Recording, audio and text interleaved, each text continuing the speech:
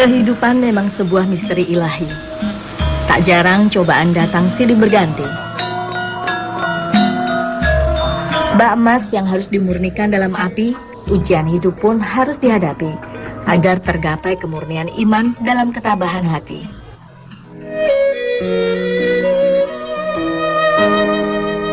Sejak 5 tahun yang lalu, Wulan merasa hidupnya tak lagi sempurna. Nyawa suami tercintanya terenggut dalam sebuah kecelakaan maut. Sementara putri sulungnya tengah mengalami depresi berat hingga harus dirawat di panti rehabilitasi. Iya, dititipin di rumah sakit soalnya di rumah udah ngeri sama kejadian ya sudah. Kalau di rumah suka jebur sumur sampai 4 kali ketahuan. Tapi alhamdulillah gak cedera.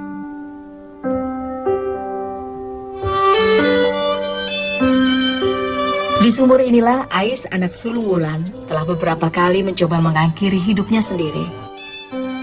Saat duduk di bangku SMP, sempat mengalami kekerasan dari sanak saudaranya sendiri. Kemudian saat SMA, Ais juga menjadi sasaran ejekan sejumlah teman sekolahnya. Ais 5 tahun yang lalu korban kekerasan. Kalau di rumah suka mecahin kaca, suka masuk sumur, terus suka marah-marah. Tapi sebelum korban kekerasan itu si Ais anaknya pendiam, penurut, anak soleh. Meski tragedi bertubi yang menimpanya masih menyisakan kepedihan mendalam, Wulan terus mencoba tegar menjalani hidup demi keempat anak-anaknya.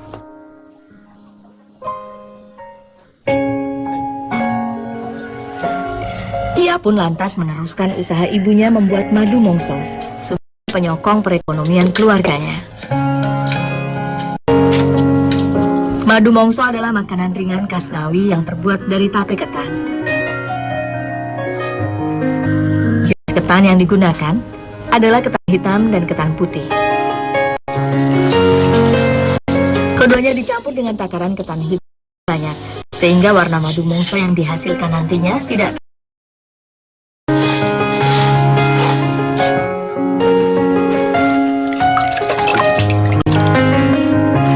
Ketan kemudian direndam air selama 1 hari agar teksturnya menjadi lembek.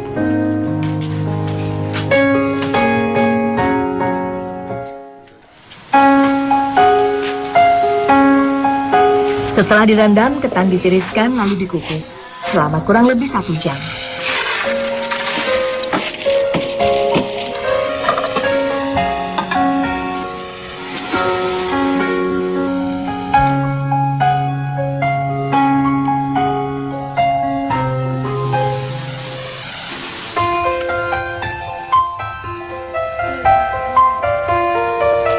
Setelah kenyal dan menggumpal, ketan kemudian diangkat dari kukusan. Lalu dicampur dengan air mendidih sambil terus diaduk. Proses pemasakan ini disebut pengaronan.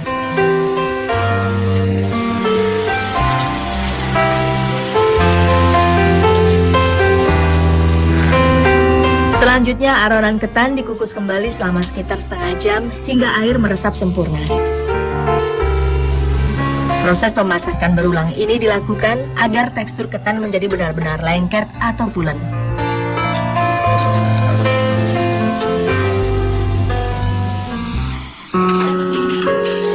Agar tidak mudah busuk dan asam, ketan harus didinginkan terlebih dulu sebelum memasuki proses selanjutnya.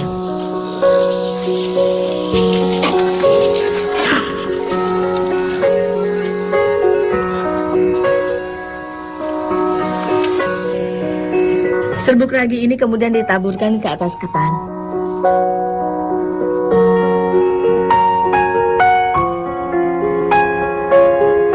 Setelah tercampur merata, ketan lalu disimpan dalam wadah tertutup selama 2 hari hingga terfermentasi menjadi tape ketan.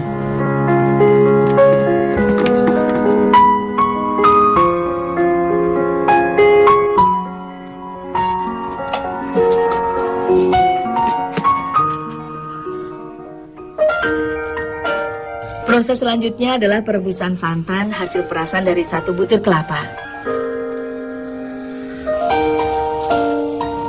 Setelah mendidih, rebusan santan kemudian ditambahkan 4 ons gula merah dan putih.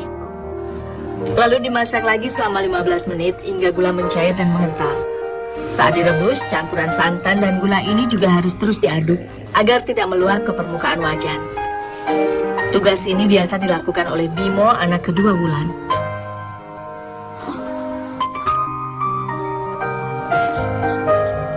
Setelah santan dan gula mengental, barulah ketan tape dimasukkan dengan menggunakan api sedang.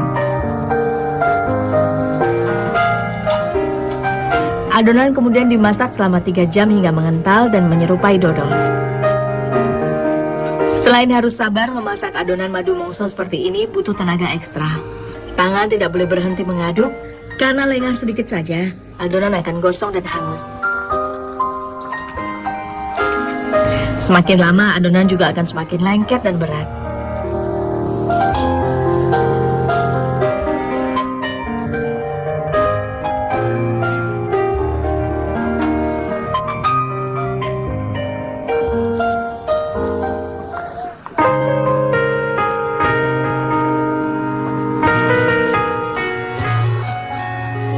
Tahap terakhir adalah pembungkusan yang dibantu oleh Mbah Sawitri, orang tua kandung Wulan.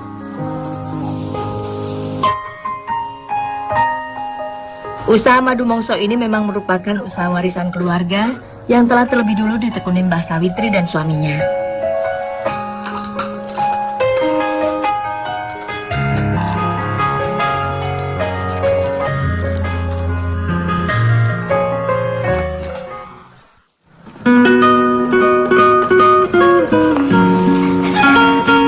Edo dan Sandra, anak ketiga dan keempat Wulan, saat ini duduk di kelas 5 dan 3 SD.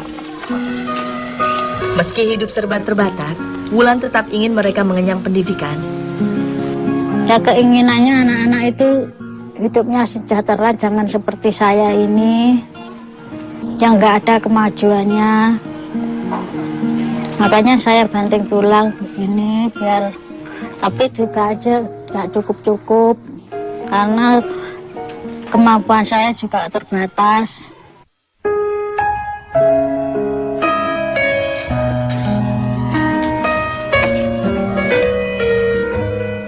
Demi mewujudkan masa depan anak-anaknya, Wulan tak pernah mau mengenal lelah. Dengan bermodalkan sepeda tua, Wulan membawa dagangannya ke pasar.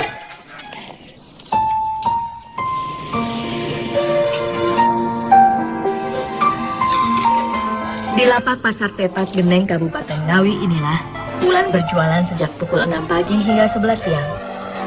Selain madu mongso, Wulan juga biasa menjajakan aneka kue lainnya.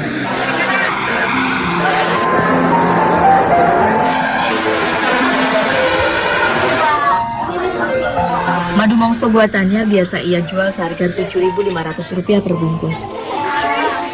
Nah, kira madu mongso neng lagi? 1.000 So kurang toh. buatan 1.000 pas. Pas tenan. Pas. Ya wes, siji. Keuntungan yang didapat tentu tak selalu sama setiap harinya.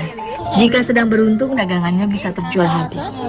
Namun tak jarang pula dagangannya bersisa. Jika sudah begitu, Wulan hanya bisa pasrah diri dan tetap mensyukuri berapapun penghasilan yang ia peroleh. Kang 100. Dagangan yang tak laku biasanya lantas ia bagikan ke tetangga rumah atau lapak pedagang di sekitarnya. Bisa gigi? 3.000. Wes, pas. Ya wes. Mas ya. Nggih.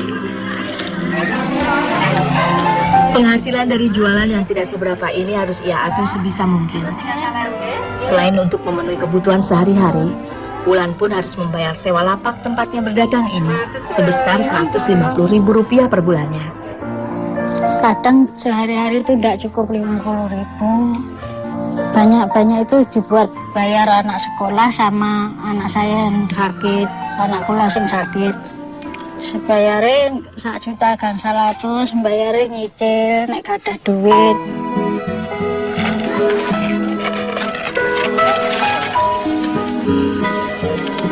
Untuk menutupi semua pengeluaran, tak jarang Wulan pun terpaksa meminjam uang ke sana kemari. Salah satunya dengan mengutang pada bank keliling. Karenanya ia pun harus membayar tagihan hutang itu setiap hari. Mbak, angserane. Bagi yang berkecukupan, jumlah ini tentu tak ada artinya. Namun bagi Wulan, lembaran 10.000 yang ia bayarkan ini sangatlah berarti untuk ia sekeluarga menyambung hidup. Kadang minjem duit, minjem belanjaan, belum kebayar, dimarah-marahin. Kadang nggak dikasih utang lagi.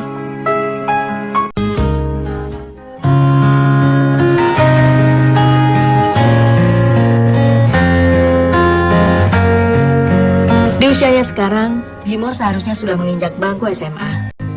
Namun waktu kelas 2 SD, Bimo mogok dan tak mau melanjutkan sekolah. Sejak kecil, anak kedua Wulan ini memang cenderung hanya mau melakukan kegiatan semaunya. Bin, coba angkat barang yang toko ya. Saat ini kita ngomong ke. Saiki. Untunglah sesekali Bimo masih mau bekerja sebagai buruh serabutan. Itu pun upah yang ia peroleh hanya Bimo pakai sendiri.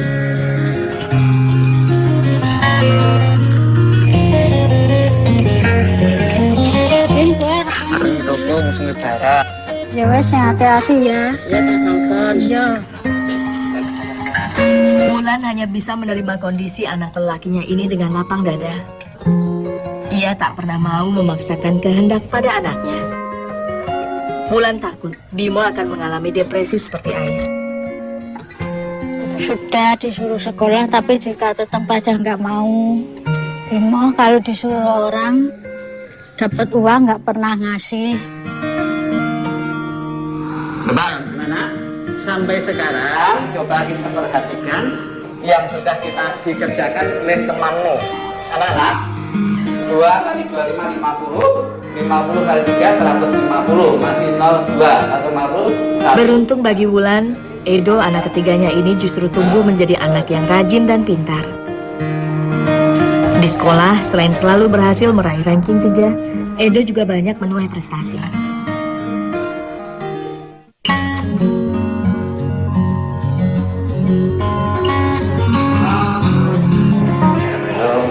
Waalaikumsalam. Pada hari ini kita mendapat kabar gembira, yaitu teman kita bernama Edo mendapat juara 3 lomba mapel mata pelajaran IPS se-Kecamatan Genen. Beri aplaus kepada teman kita, Edo.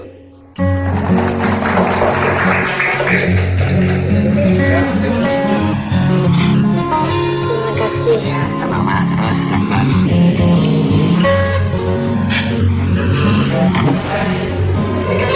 Alhamdulillahirrahmanirrahim.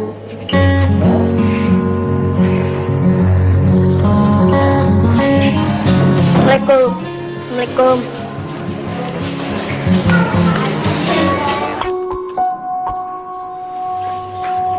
Mampu memboyong pulang piala seperti ini tentu membuat Edo senang bukan kepalang. Meski usianya masih belia, Edo selalu ingin membuat keluarganya bangga, terutama sang ibu tercinta. Gua pengen sekolah setinggi-tingginya biar bisa banggain mama sama mbah dan bisa banggain nusa dan bangsa. Assalamualaikum. Salam.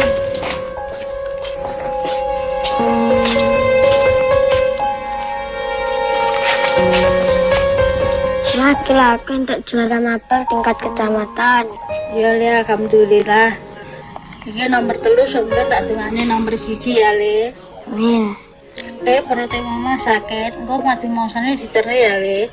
Deh, Sepintas Wulan memang terlihat sehat dan berisi. Namun sebenarnya fisiknya tak sekuat itu. Ia sering sakit-sakitan, terutama sakit lambung karena kerap terlambat makan. Sering sakit lambung, tapi sering berobat. Kadang ya tidak, kalau nggak punya uang ya mboten berobat, nek gadah duit ya berobat. Ya ditahan aja. Bagi Wulan, prestasi yang Edo torehkan di sekolah tak sekedar membanggakan, tapi juga menjadi pemicu semangat baru baginya. Ya biar berhasil seperti teman-temannya si Edo sama si Sandra itu, punya cita-cita biar kesampaian seperti teman-temannya.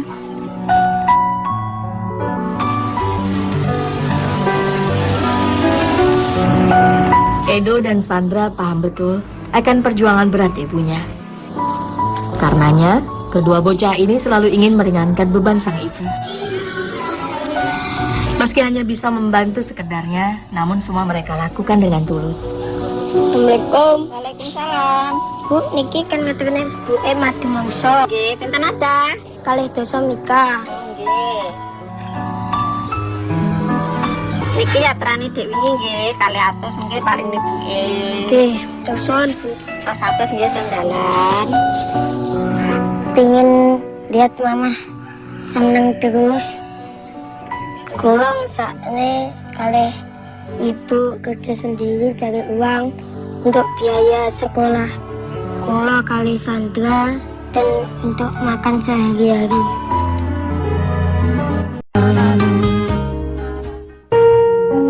Belajar sing anu le, ditingkatne le ben entuk juara siji. Berkumpul bersama keluarga sambil membungkus aneka kue yang akan dijual keesokan harinya sudah menjadi kegiatan rutin di rumah ini setiap sore hari. Kembali menetap di rumah orang tuanya menjadi satu-satunya pilihan bagi Wulan sepeninggal sang suami. Tak ada lagi harta yang tersisa selain ibu, ayah, dan keempat buah hatinya. Berang-berang bulan niki orang ngendangi Ais. Iya, aku wis kangen insyaallah. Kok kapan-kapan ae batin Iya. rezeki kanggo nambahi SPP-ne Ais kuwi. Iya. Walau hanya rumah tua, namun disinilah Wulan selalu merasa punya tempat pulang dan berlindung. Tak ada yang mewah dari rumah yang sudah berusia lebih dari setengah abad ini. Sejumlah kaca banyak yang bolong. Karena waktu masih tinggal di rumah ini, Ais kerap kali memecahkan kaca sebagai pelampiasan luka hatinya. Karena tak ada biaya, belum satupun kaca yang mampu ia perbaiki hingga kini. Sedih sekali aku. Kalau melihat Wulan itu sangat sedih sekali.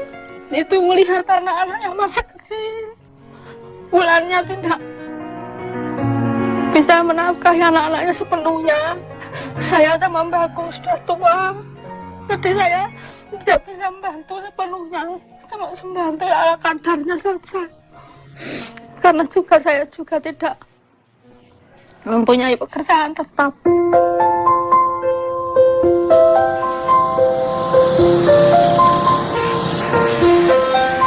Sudah beberapa bulan, Wulan menunggak pembayaran biaya perawatan Ais di panti rehabilitasi.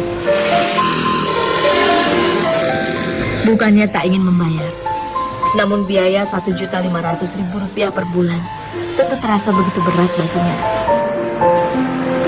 Karena itulah, ia pun seringkali terpaksa mengurungkan niatnya untuk menengok Ais.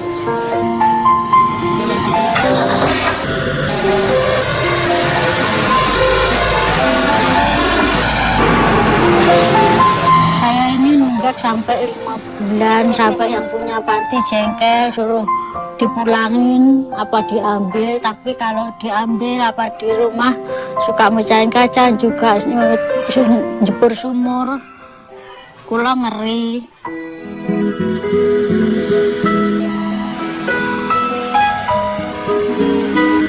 Namun rasa rindu tak dapat ia bendung lagi. Dengan sedikit rezeki dari penjualan madu mongso hari ini, Wulan memberanikan diri untuk pergi ke panti. Bukan untuk menjemput Ais, tapi hanya sekedar melepas rasa kangen. Bagi Wulan, apapun kondisinya, Ais tetaplah buah hati yang akan selalu ia sayangi seperti anak-anaknya yang lain. Sebagai seorang ibu, kesembuhan Ais merupakan keinginan terbesar Wulan. Namun ia hanya dapat menyerahkan semuanya pada Yang Maha Kuasa. Wulan yakin rencana Tuhan akan selalu indah pada waktunya.